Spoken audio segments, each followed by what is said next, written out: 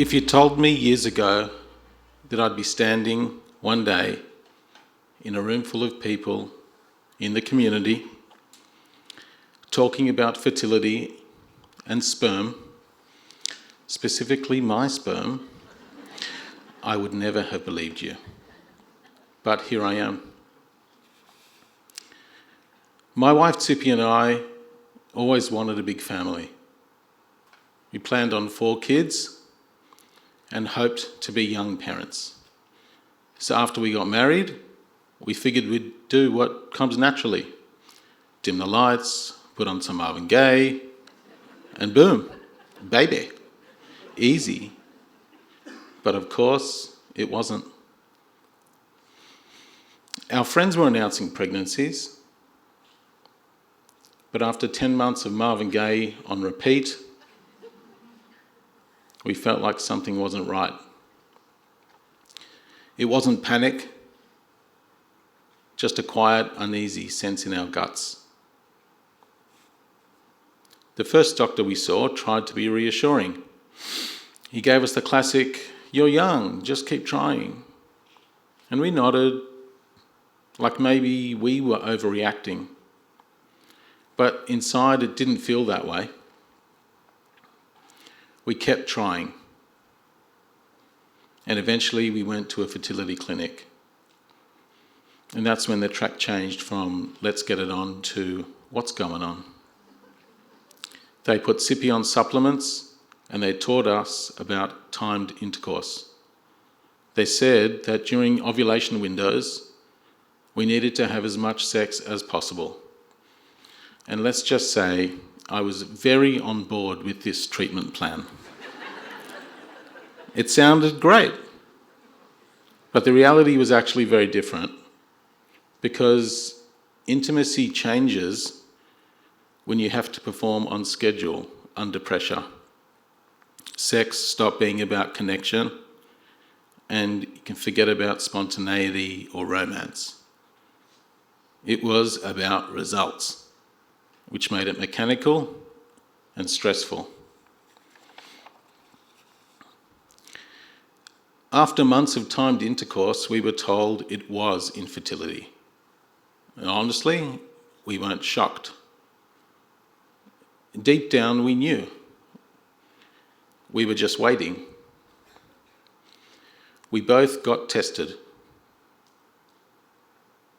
Tzippy was diagnosed with mild endometriosis, and I was told I had sperm issues, motility and morphology, not fast enough and not the right shape. We started the IVF process and we were full of hope. I was actually kind of fascinated by the whole thing, the science, the technology. In a strange way, it was actually exciting. Or maybe that was how I was coping.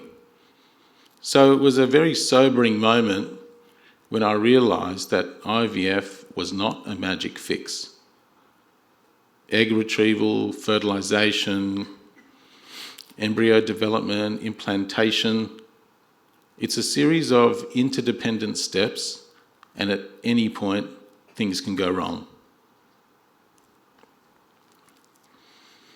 Tzippy and I talked about wanting to be open about IVF, but it often felt too raw and too private, and I never spoke about the sperm issues. I couldn't say it out loud. It was very emasculating, and there's a deep shame that comes with it. More recently, I've thought a lot about why I felt that way. I guess I just assumed that it wasn't going to be me.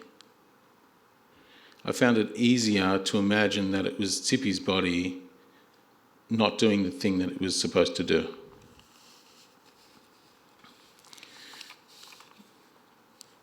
And I think that's partly because we're conditioned to believe that since women carry the burden of pregnancy, that they also carry the burden of fertility or infertility.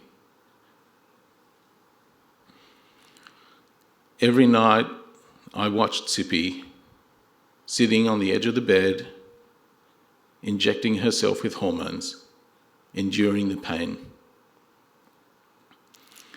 As men, we feel an expectation to be the support, to stand beside our wives in their struggles. But nothing really prepares you for what it feels like to be responsible for that struggle. So watching her at night, I felt this numbness, like this numbing guilt. It's the only way I can describe it. I hesitate to say this because I don't pretend to fully understand what Tzippy or other women go through, but witnessing up close all the pain and all the invasive tests, it made me deeply empathetic to what women endure with their bodies.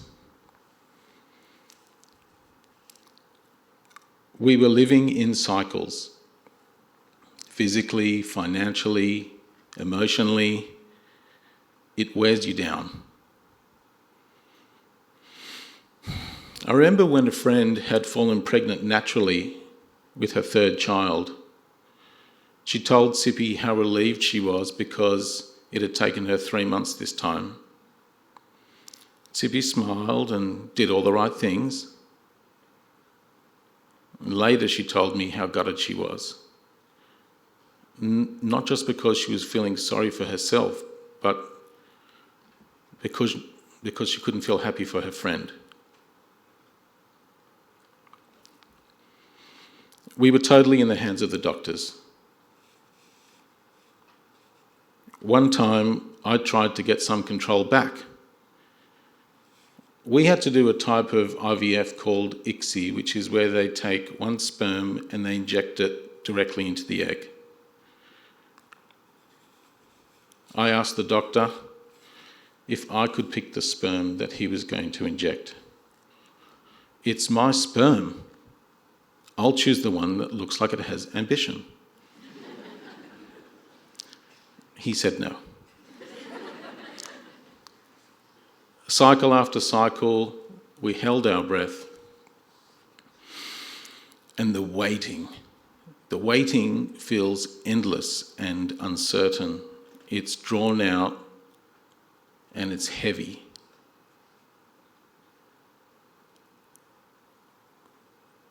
One night, after one of our failed attempts, I came home to find Tzippy curled up on top of the bed in a fetal position.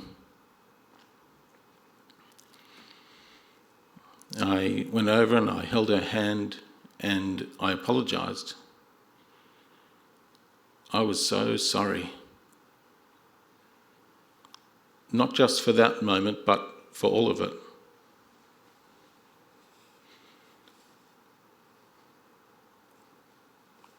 Tips is the strongest person I know. And so me being able to be there for her gave me another way to cope. For the most part, talking to people about IVF was relieving too. I remember one time talking to a close mate. I was telling him how clinical it was, that when I had to go into a cup, the whole process. After a long pause, he asked me, "What kind of cup was it?" I burst out laughing, we both did, and I really needed that.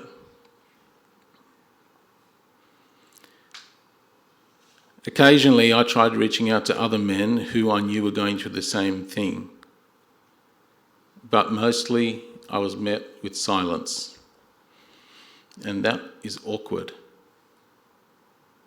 and I resented it a bit. But I also got it. As men, we're not really capable of talking about that kind of stuff or not used to it. We cope by supporting our wives and focusing on the practical.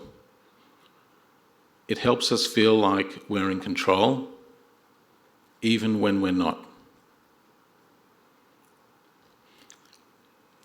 So sure, now I can say that back at the time I felt ashamed and frustrated and powerless. But looking back then, I would never have been able to put those feelings into words. Eventually, Tzippy and I sought an independent review by a clinic in South Africa, and that's when the whole story rewrote itself. They told us that we had both been misdiagnosed. There was no endometriosis. There was no sperm issues. They got us into a great doctor at a different IVF clinic in Sydney, who changed the medication and the timings, and he started us on a fresh cycle. 4 years after putting on that first Marvin Gaye record, it finally happened. Tzippy fell pregnant with our first child, Ellie.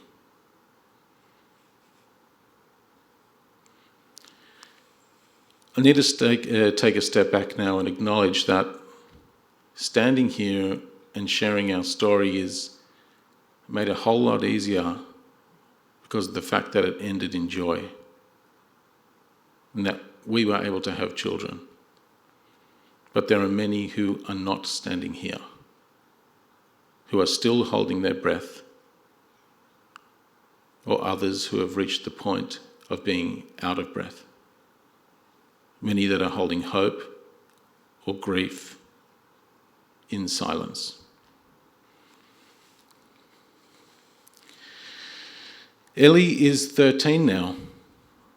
To have our next child, Nina, we needed a few IVF attempts with the frozen embryos. And 4 months after Nina was born, Tzippy fell pregnant naturally with Eve. That was a surprise. We still had the dream of 4 children though. And to get there meant another 2 years of trying and IVF all over again. Until Lucia was born 3 years ago this week. Somewhere along the way, while we were trying, something profound happened after I went to the dentist for a routine appointment. It was a very minor checkup. But a few days later, the receptionist called me just to see how I was doing. It caught me off guard. The care.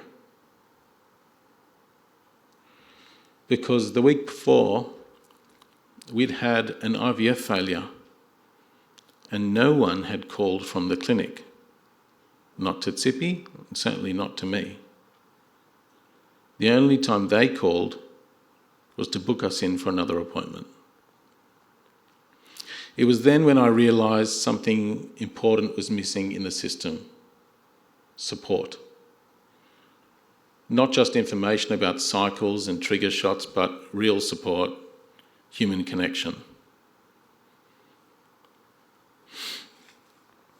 Looking back, as much as Tzippy and I wanted to be open about IVF all the time, it wasn't easy. When you're beginning a cycle or when you're in the midst of a cycle, even the bravest of us retreat a little.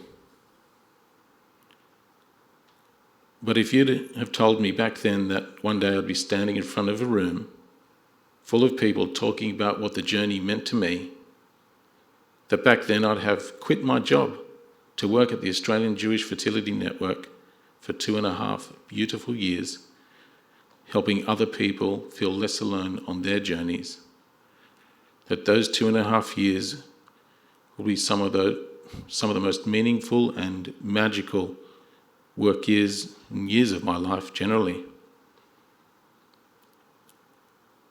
If you told me that I'd be the proud father of 4 gorgeous girls, that I'd be feeling this grateful, I would not have believed you. Thank you.